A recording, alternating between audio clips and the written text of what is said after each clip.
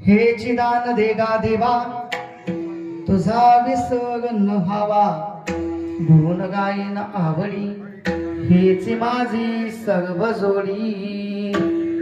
प्रस्तुत प्राप्त प्रसंगातील अभंग सेवेसाठी निवडलेला आहे।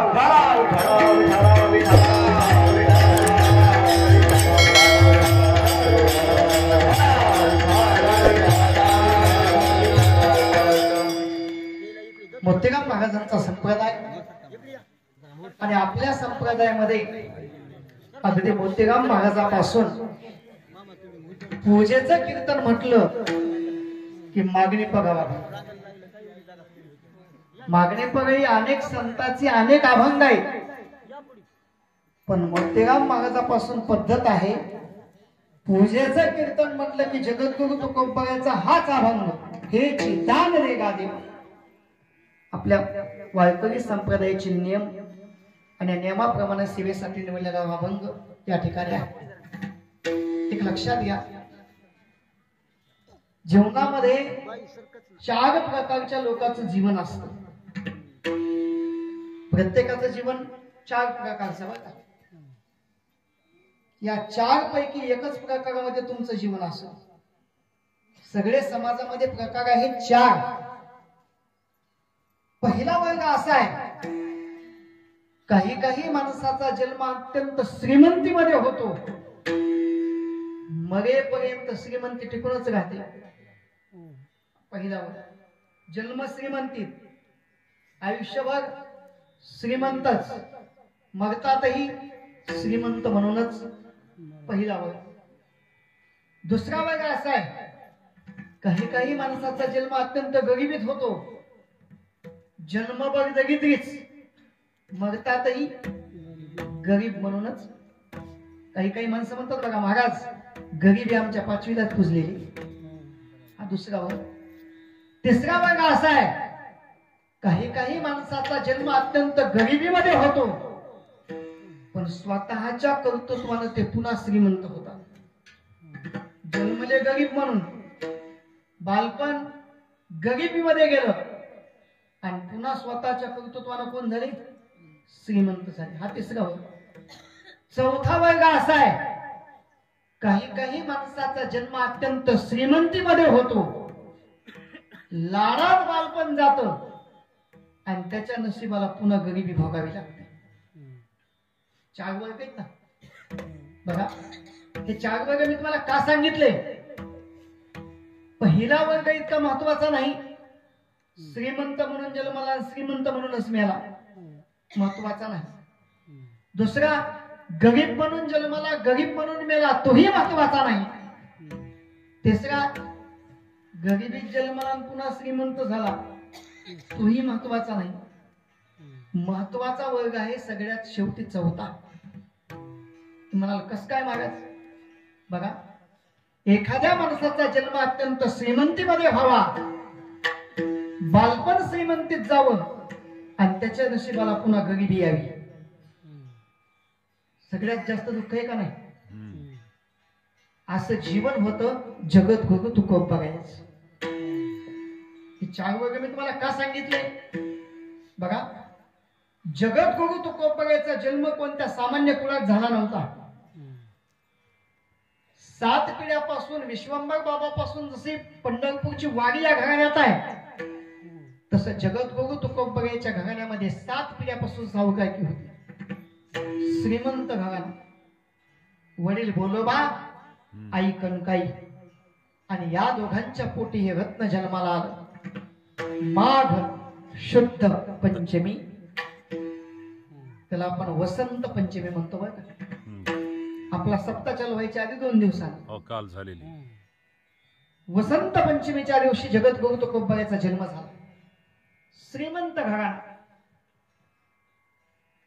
जगद्गुरु तुकोबाचं बालपण थाटात गेलं।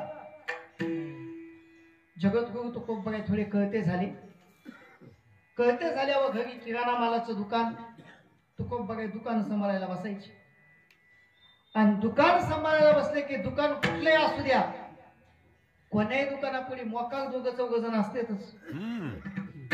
कशासाठी?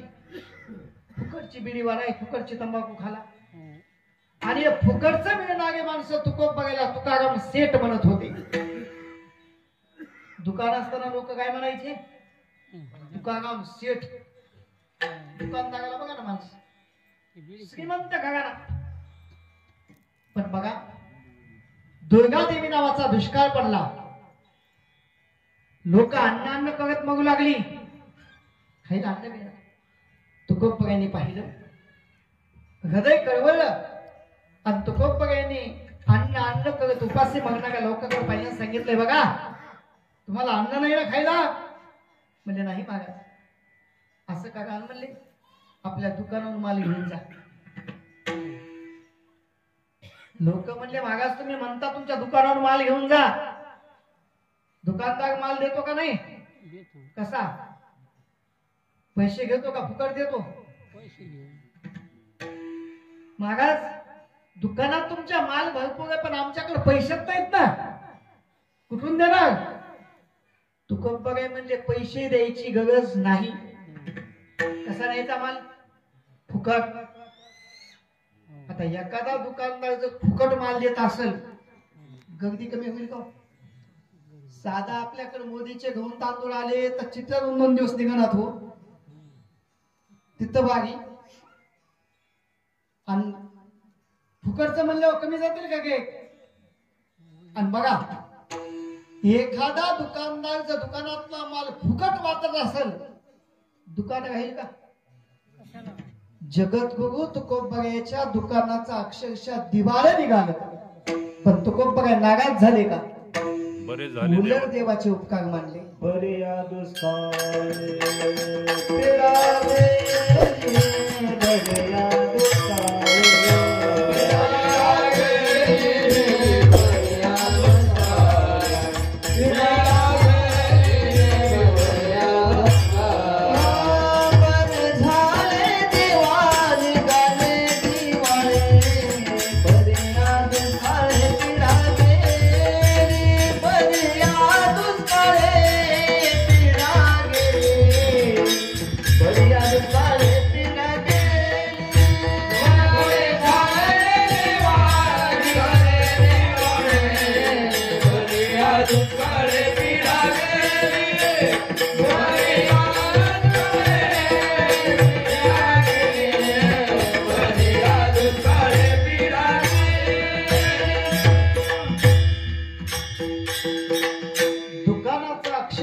दिवाळे निघालं. पण तुकोबराय देवावर नाराज झाले. उलट भगवंताचे उपकार मानले. देवा बरं झालं सगळा दुकानातला माल लोकांना फुकट वाटून टाकला. घरच्या लोकांना खायला ठेवलं नाही. अन्न करत जगद्गुरु तुकोबरायचे पत्नी मरण पावली तरी देवावर नाराज नाही. देवाला म्हणले, देवा दुष्काळी आटिले द्रव्य नेला मान, एक स्त्री अन्न करता मेली, किंवा बाईल मेली मुक्त झाली, देवे माया सोडविली, विठो तुझे माझे राज, नाही आणि काचे काज. पत्नी मरण पावली, दुसरं लग्न केलं. बघा दुकान असताना तुकाराम सेठ म्हणणारी लोक गरिबी आल्यावर टाळ कुठं तुक्या म्हणू लागले. काय म्हणू लागले? तुकोबराय नाराज झाले नाही. तुकोबराय म्हणले, जन हे सुखाचे दिल्या घेतल्याचे, अंतकाळीचे नाही कोणी. गावातल्या पाटलानं पत्र लिहिलं, तुकोबराय देहू सोडून निघून जा. तुकोबराय गात्यामध्ये वर्णन करतात, कोपला पाटील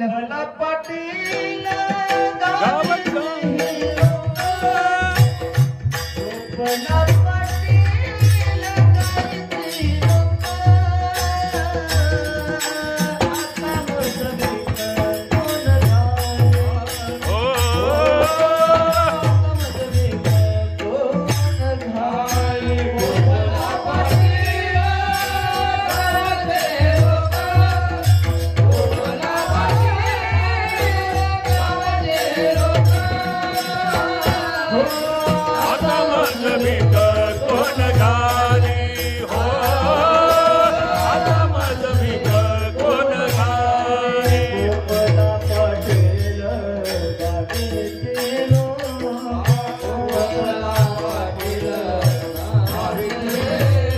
गोपाला पाटील गावीचे गोपाला पाटील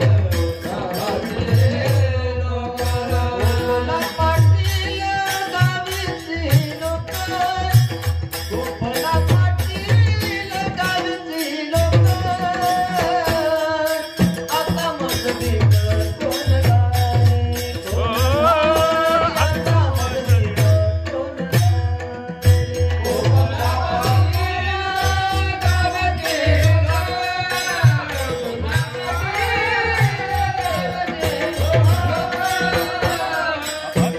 मज भीक कोण भीक कोण घाली हो भीक कोण घाली जगद्गुरु तुकोबराय स्पष्ट म्हणतात गोपाला पाटील गावीचे हे लोक आता मज भीक कोण घाली. बघा लोक टाळकुट तुक्या म्हणू लागले, पाटील गाव सोडून निघून जा म्हणू लागले. काय करावं तुम्ही म्हणाल मागास किती सोपं म्हणले, तुकोबरायांनी घरातच बसा. बाहेरची पद्धत सांगितली तुम्हाला, घरातलं सांगू का? तुकोबरायचं घरी आले ना असा फंटी लईना अडकून भाईचे म्हणायचे आवले वाढ जेवायला. दुसरी बायको केलेली बरं का जिजाबाई, तिला लाडाना आवली म्हणत होते तुकोबराय. आवले वाढ जेवायला. जिजाबाईला ताटानं आदळायचं, बसायची पुढी. महाराज जेवू लागले की जिजाबाई कुठं बसायच्या? पुढीच. तुम्हाला बसत असत्याल, मालक कोरवळ घ्या अगदी घ्या, आग्रह कराय मालकाला असलं नाही. तुकोबरायनं घास मोडला आणि तोंडात घातला, त्या जिजाबाईनं मालकाच्या तोंडाकडे हात करायचे आणि काय म्हणायचे? माझ्या माय बापे बरे नाही केले, पदरी बांधिले भिकाऱ्याच्या. काय म्हणू लागले जिजाबाई? पदरी बांधिले कुणाला म्हणू लागल्या? नवऱ्याला. बसलेले इथं बाया म्हणत्याल तुकोबरायची मालकीन भिकारी म्हणू लागली, आपण म्हणाय काय अडचण? पण त्या जिजाबाईचा अधिकार बघा. बघा जगाचा बाप तिच्या पायातला काटा करायला येतोय. कोणाही माळावर बसले तुकोबराय, हुलकीत जायची बाई पण मालकाला खाऊ घातल्याशिवाय खात नव्हती. आणि आपल्या बाया 4 वाजाव मालक जेवले का उपाशी बघत नाहीत, आधी पंक्तीला जाऊन जेवण येतात आणि मग बघत्यात आलेत का जेवाय. कारण अधिकार आहे जिजाबाईचा. जगद्गुरु तुकोबरायच्या घरात अन्न राहिलं नाही, पण देवाची वागी नाही बंद केली. दर महिन्याच्या वारीला तुकोबराय पंढरपूरला जायची. आणि बघा वारीचं भगवंताच्या भक्तीचं ओझ झालं देवावर. संताचे सुख झाले या देवा, म्हणून या सेवा करी त्यांची. अनेक वर्ष भगवंताची निस्वार्थ भावनेनं सेवा केली, पण काही मागितलं. आणि बघा जेव्हा जेव्हा तुकोबराय देवापुढे जात असत ना, जगाचा बाप तुकोबरायला गौड खांबापाशी बघितलं की देवानच खाली मान घालायची. देवाची ताकद होईना तोंडाकडे बघायला, एवढी सेवा झाली. एक दिवस मात्र असं नवल घडलं. भगवान त्याच्या समोर जगद्गुरु तुकोबरायचं उभा टाकले आणि जगाचा बाप खाली न बघता तुकोबरायच्या तोंडाकडे बघू लागला. तुकोबराय म्हणले देवा, इथून मागे जेव्हा जेव्हा मी पाया पडायला होतो तेव्हा तुम्ही खाली बघता, आज डायरेक्ट माझ्या तोंडाकडं काय कारण आहे?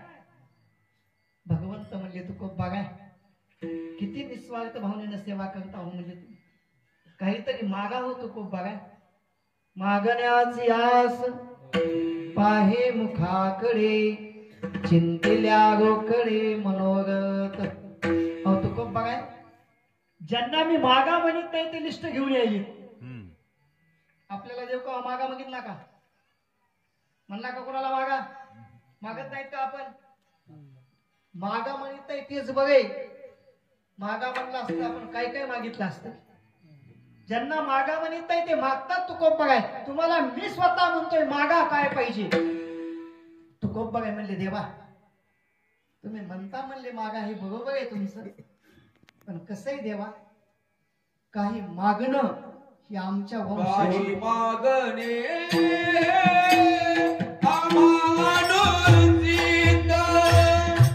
काही मागणे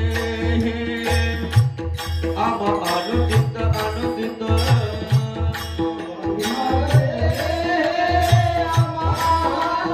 काही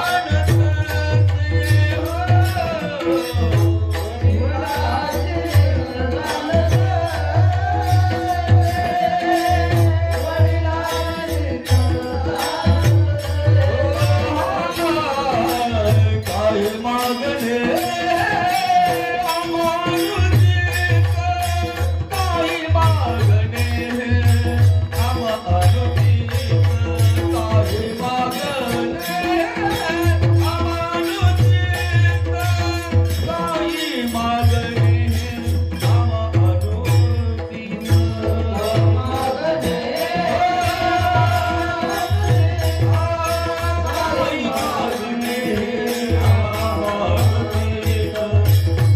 मागणे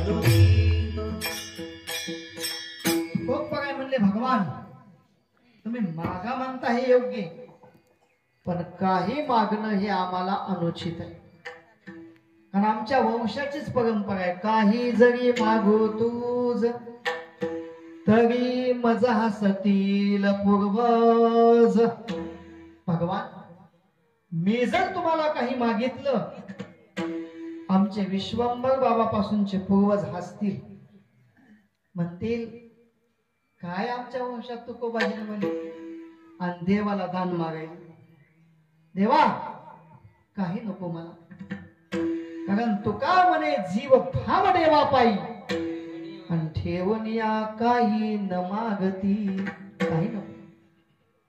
भगवान म्हणले तुको बघाय तुम्ही का मागत नाहीत हे माझ्या लक्षात आलंय म्हणजे कस काय देवा तुम्हाला असं वाटतंय का म्हणजे आता जर देवाला काही मागावं देव देईल आणि पुढच्या महिन्यात वागीला आलं की देव म्हणेल तू कोप बघाय गेल्या वेळेस दिलेलं वापस द्या.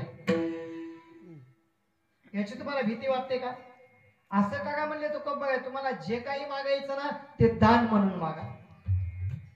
बघा दान दोन शब्द का वान आणि दान दोन माहिती आहेत का तुम्हाला? वान माहिती आहे का? वान महिना बघ हिंडू लागला ना नव्या साड्या नेसू नेसू वान देतच. वान काय भानगड आहे काही नाही. तिने कगंडा दिला त्याला कंगवा द्यायचा चाळणी घ्यायची शॅम्पूची पुडी द्यायची एक द्यायचं आणि एक घ्यायचं त्याचं नाव काय वाण आणि दान एकदा दिलं पुन्हा वापस काही मिळेल ह्याची गॅरंटी धरायची या तत्वानं निभावतात ते. एकदा दिलं की बस. दान भगवान म्हणले तू खूप बघाय तुम्हाला जे काही मागायचंय ते मागा दान म्हणून मागा. तेव्हा तू खूप बघाय आणि भगवंताला दान मागतात अभंगाचे.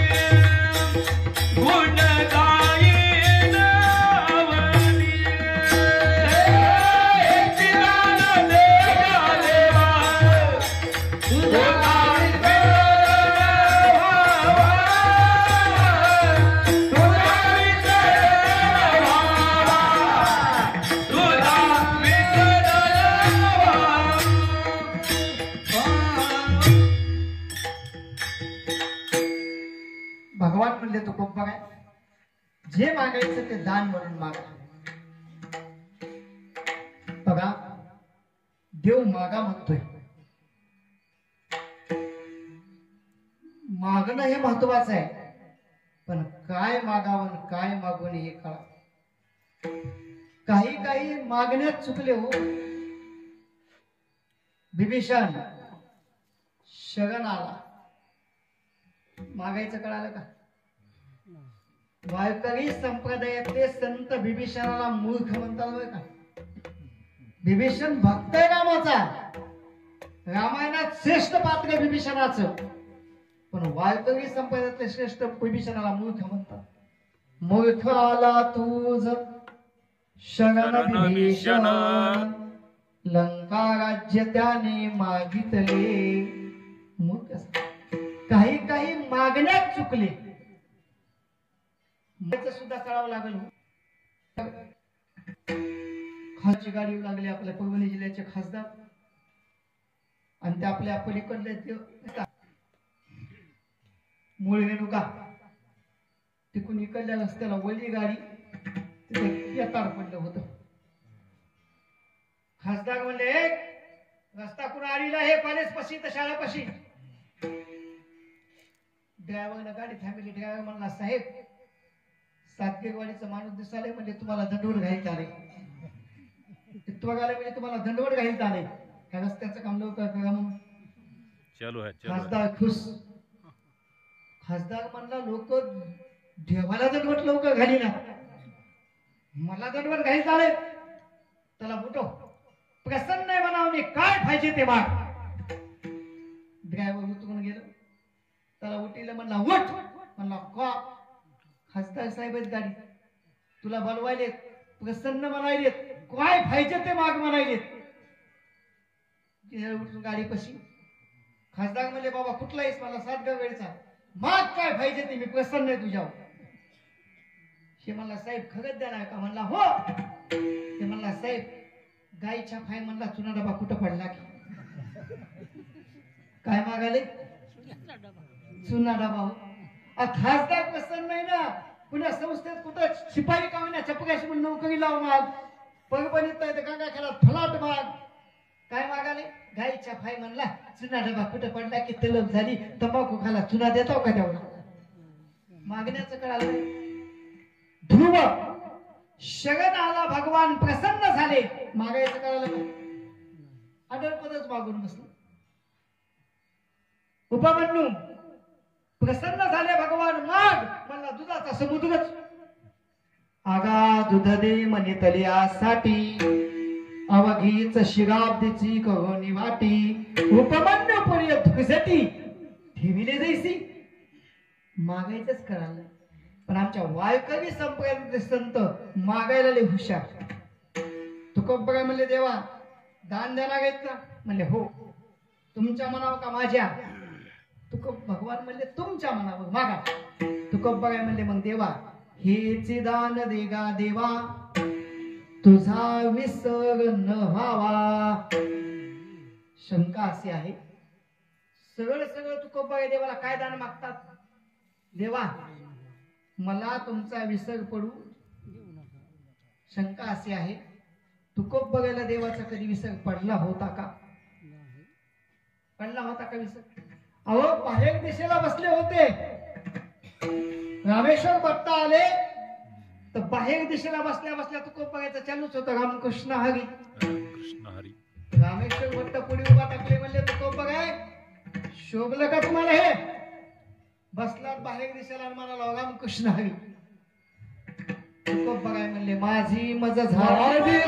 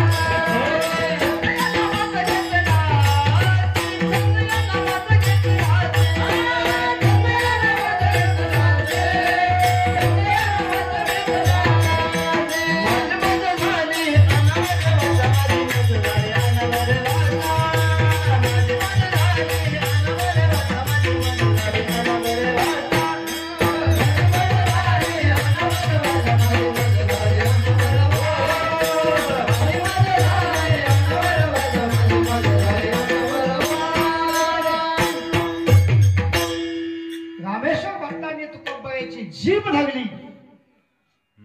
घमाघमातून केसा केसातून रामकृष्ण नाम येऊ लागले. एवढा ध्यान ज्या तुकोब बघायला आहे ते भगवंताला दान मागतात. तुझा विसर न व्हावा. तसा लिंक लागायली का? जेवढं रात्रंदिवस देवाचं नाव घेणारे तुकोब बघाय आणि देवाकडे दान मागतात. तुझा विसर न व्हावा. कस काय बघा, देवाचं एवढं नाम घेणारे जरी तुकोब बघाय असले तरी तुकोब बघायच्या आयुष्यामध्ये सुद्धा असा काही काळ गेला ज्या काळात तुकोब बघायला देवाचं नाव घेता आलं. शिंक जांभळे खोकला, जांभळे खोकला, जांभळे खोकला, जांभळे खोकला, वेळा गेला इतका.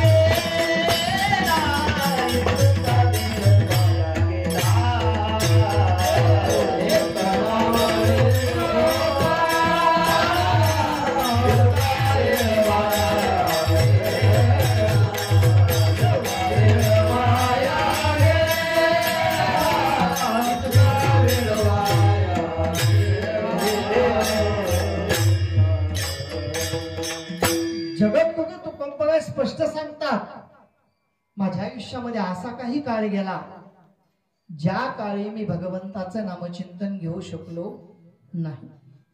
कोणता काळ गेला बघा. शिंक जांभई खोकला हे तुका वेळ वाया गेला. जेव्हा जेव्हा शिंक येते तेव्हा देवाचं नाव घेता येतं का? जांभळी आल्या खोकला आल्या एवढा वेळ वाया गेला म्हणतात तुकोबा. आणि आपण एकदा सकाळी रामकृष्ण आहे म्हणलं बस इळबळ बोंबलं थिंडाय मोकळे. देवाचं नाव घेतलं ना म्हणलं सकाळी 3 टाइम जेवता 3 टाइम तरी देवाचं नाव घ्या. तुकोबा काय म्हणतात एवढाही वेळ माझ्या आयुष्यातला वाया जाऊ नये देवा हे दान तुम्ही द्या. हेची दान देगा देवा तुझा विसर न व्हावा. भगवान म्हणले तुकोबा मी जर तुम्हाला हे दान दिलं तुम्हाला जर माझा नाही विसर झाला तुम्ही काय करता?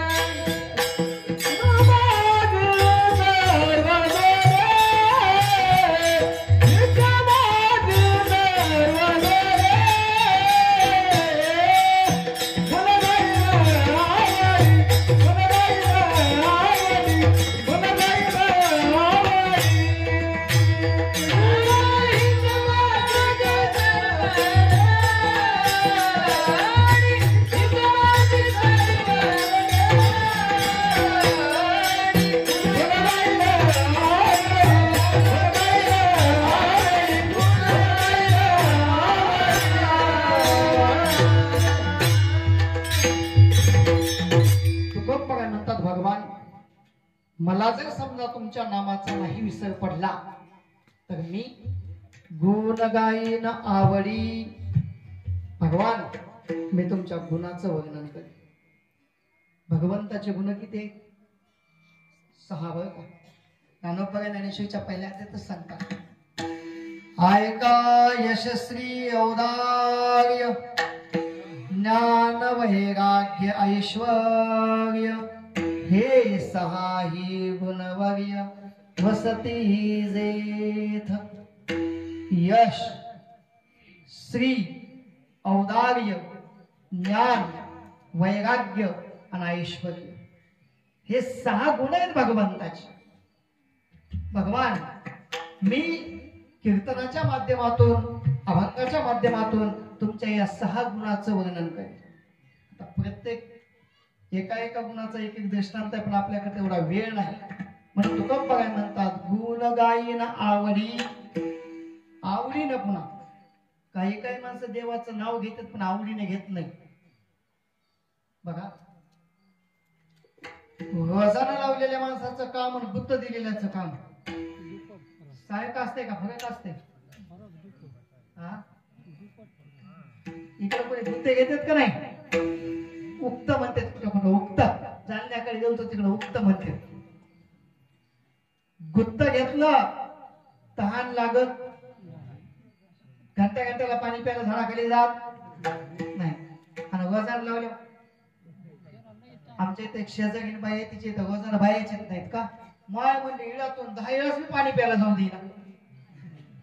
10 वेळेस जाऊन देईना म्हणून तिच्या इथं वजन बाहेर नाही. जगा काही म्हणाय गेलो तुमचं तुम्ही बघून घ्या द्या बसका. गुत्त घेतलेलं वेगळंच आणि रोजाचं वेगळं. रोजगार 2 मिनिटं वेगळं होत नाही. 5 वाजले की मला अंदाज पडते जाऊ द्या. गुत्त घेतल्यावर 7 वाजले तरी उजेडच गेला. काय आवड? तुकोबा काय म्हणले भगवान मी तुमचं गुण गाईन पण आवडीनं. परमार्थ 2 भाग आहेत बघा तुम्हाला सांगतो 2. एक परमार्थ आहे आवडीचा आणि दुसरा परमार्थ आहे सवडीचा. परमार्थ कोणता असावा? आवडीचा परमार्थ सुटत नाही आणि सवडीचा परमार्थ टिकत नाही. घरी काम नाही, लाईट गेली, कर्म नाही, गरमी झाली आहे म्हणून कीर्तन ऐकाय आले. सवडीचा परमार्थ. मग आवड आहे कीर्तन ऐकायची, भागवत ऐकायची, जोंधळा कापायचा बाजूला ठेवला 7 दिवस, पण 7 दिवस भागवतच ऐकाल, याला म्हणावं आवडीचा परमार्थ. तुकोबाराय म्हणजे भगवान मीही तुमच्या गुणाचं वर्णन करील, पण कसं गुण गाईन आवडी आवडीन हेची माझी सर्व जोडी. अभंगाचा उर्वगित भावार्थ आपण पाहणार आहोत. त्यावेळी अगोदर एक वेळ संप्रदायपूर्वक भजन सर्वांनी ताली वाजवायची आणि सर्वांनी म्हणायचे.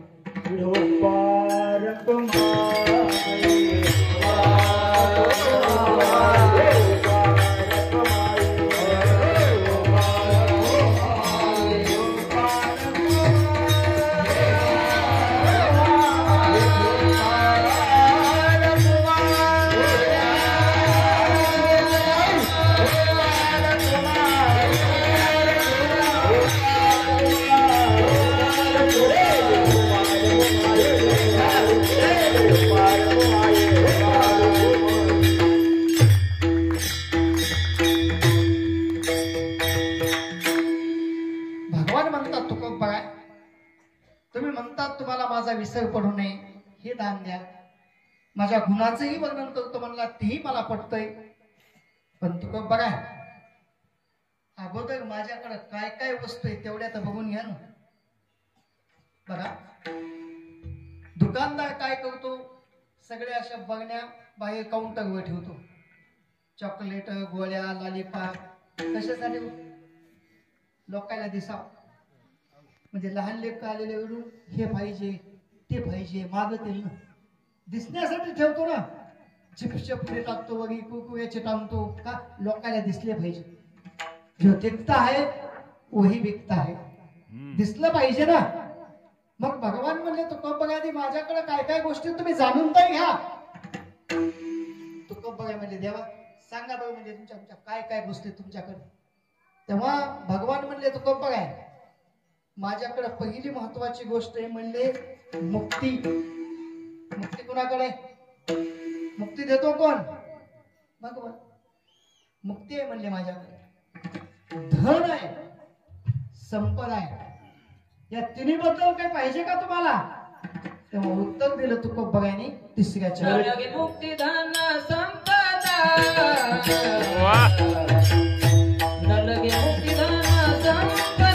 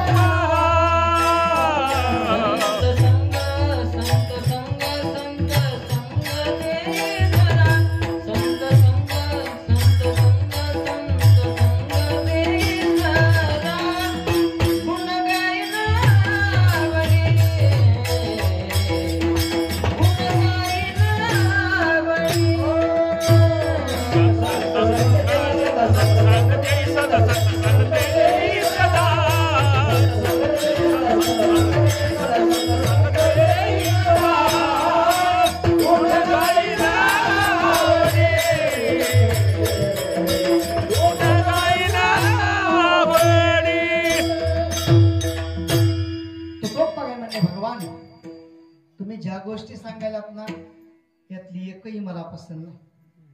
बघा दुकानातला माल आहे दुकानदाराने आणलाय, पण घ्यायचा कोणता ते कुणाच्या मनावर आहे? गिरायकाच्या मनावर आहे. दुकानदार मग तुम्हाला म्हणे साखर देऊ का किलो बघ, पोहे देऊ का किलो बघ, काय घ्यायचं का नाही आपण ठरवायचं ना. मग तुकोब बघाय म्हणजे भगवान तुमच्याकडे एवढ्या वस्तू तुम्ही सांगितल्या त्यातली मला पसंत एकही नाही. अनेक काही नाही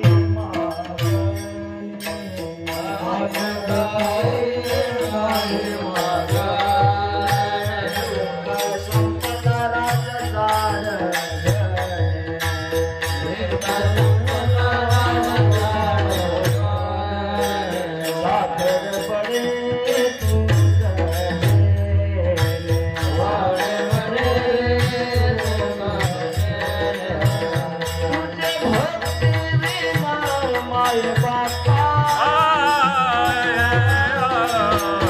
संत संत कडले चरण सेवा संत संत कडले चरण सेवा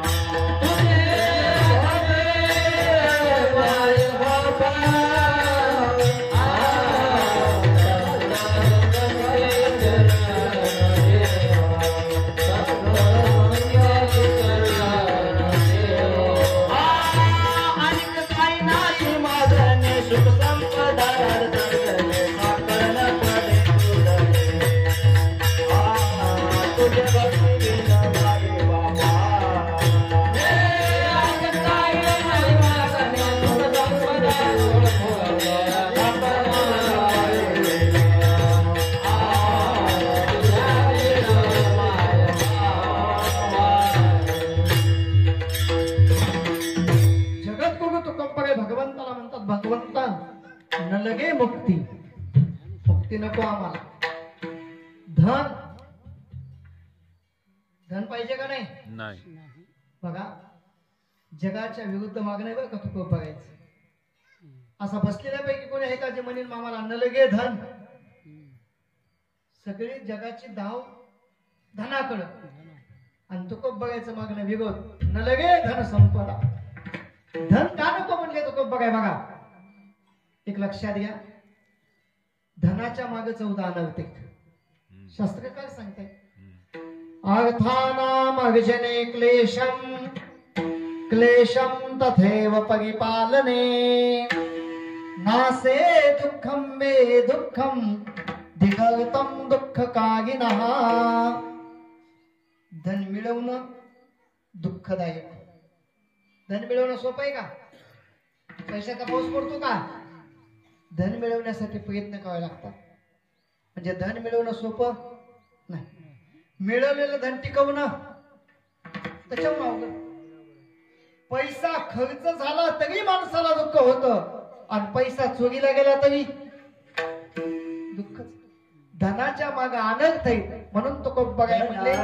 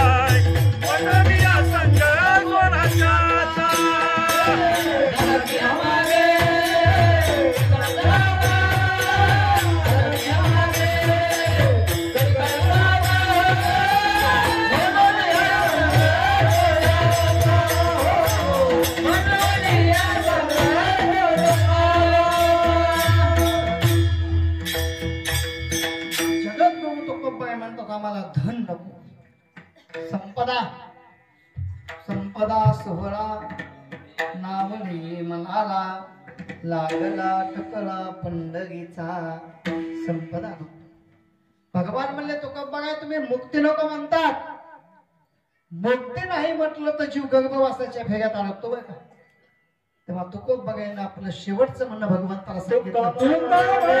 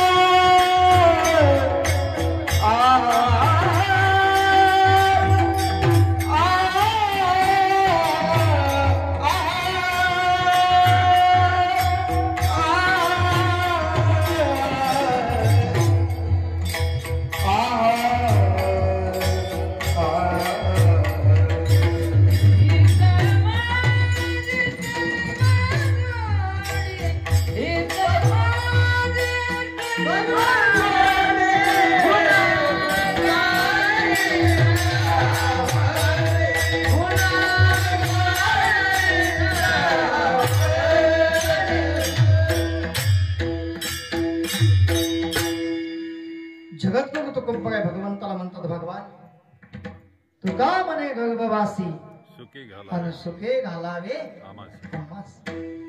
भगवान म्हणे तुकोबराय गर्भवास म्हणजे तुम्हाला काही सोपा वाटायलाय का? गर्भवासाचं दुःख कमी आहे का? बघा 9 महिने 9 दिवस जीव त्या आईच्या गर्भामध्ये असा किती गुदमगत असेल. मध्ये मध्ये साधं त्या कोरोना पिरियड मध्ये मास्क लावलं ना, गर्दीत मास्क लावलं की माणसाला वाटायचं कवा गर्दीतून बाहेर जाईल आणि तोंडाचं मुंगस काढील, तेवढा दम कोंडायचा. 9 महिने 9 दिवस जीव आईच्या गर्भात आहे. तिथे काय कुलरची हवा आहे का? किती विष्टालोपच हुकडे नाके तोंडी कमी किडे गर्भवासाचे दुःख गाडे कवना पुढे सांगावे. एवढं दुःख आहे आईच्या गर्भात. आणि मागास तुम्ही तर म्हणता तुका म्हणे गर्भवासीन सुखे घालावे आम्हास. तुका बघा म्हणले देवा जन्माला येताना थोडा त्रास होईल पण पगमार्थ घडतंय. एक उदाहरण सांगतो तुम्हाला म्हणजे लक्षात येईल. असंच एक मनुष्य आपला राणे सावगावला गेला मंगळवारच्या बाजारी. फुल बाजार भरला 2 पिशव्यात. जुना काळ आपला, जुना आजचा नाही. आणि तेव्हा काय रस्ता असा आहे ना आपलं पांदीचा रस्ता. 2 खांद्यावर 2 पिशव्या धरल्या बाजाराच्या निघालो गावाकडे. एक दिवस एका राजाच्या मुलानं गोपन बघितली शेतकऱ्याची. आता आहे ना जोंधळ्याची पिकं, माळाव गोपन करतात आणि गोपनीनं गोंडा हाणतात. राजाच्या मुलानं बघितलं ना, राजाला विचारलं बाबा हे काय? राजा म्हणला बाळा त्याला गोपन म्हणतात. म्हणला मला भाई बाल हट्ट. आता ही शेतकऱ्याची गोपन साधी होती, राजानं सोन्याची गोपन करून एक एक धोंडा एका तोळ्याचा. गोपनीचा धोंडा केचा एका तोळ्याचा. मुलगा मस्त पैकी असा त्या माळावर चढला आणि लावला त्या सोन्याच्या गोपनीला एक तोळ्याचा धोंडा. फेगीला जेव्हा हाणला येऊ लागलं ना, 2 खांद्यावर 2 पिशव्या घेऊन त्या म्हाताऱ्याच्याच पाठीत लागला. बक्कन हुकीच बसली हो. पिशव्या एककडे पडल्या, म्हातारा दुसरीकडे पडलं. कोण आहे ग ते म्हणला दिसना का? असं ताव दावून जाऊन ते धोंडा बघितला सोन्याचा. लागला तेव्हा दुःख झालं का नाही? लागला तेव्हा झालं, वाईट वाटलं. आणि आता बघितलं ते म्हणता हे बघ अजून एक लाव का? लागल्यास थोडं दुःख होईल पण सोन्याचा धोंडा मिळायला नाही. तसं तुकं बघाय म्हणले भगवान जन्माला येताना थोडं दुःख होईल पण परमार्थ घडायला. हरिनाम कीर्तन संताचे पूजन घालू लोटांगण महाद्वारी. जन्माला येताना देवा थोडासा त्रास होईल आम्हाला पण जन्माला एकदा आलोत ना बस भागवत कथा ऐकायला मिळेल, कीर्तन ऐकायला मिळेल. आता रात्रभर शक्ती ऐकायला मिळेल. शक्ती डुकल्या खाला. मी त्याला कोण म्हणलं? न डुकल्या खाता शक्ती ऐकायला मिळेल. हे सगळं मनुष्य जन्म मिळाल्यावरच प्राप्त आहे. माऊली म्हणतात येण्याची शरीरे शरीरा येन सगे किंबहुना ये झाले सिरा पडे. हे सगळं मनुष्य जन्मात आहे. म्हणून तुकोबा काय म्हणले तुका म्हणे गर्भवासी आणि सुखे घालावे अम्मासी. गुण गायन आवडी हेची माझी सर्व जोडी. ज्ञानेश्वर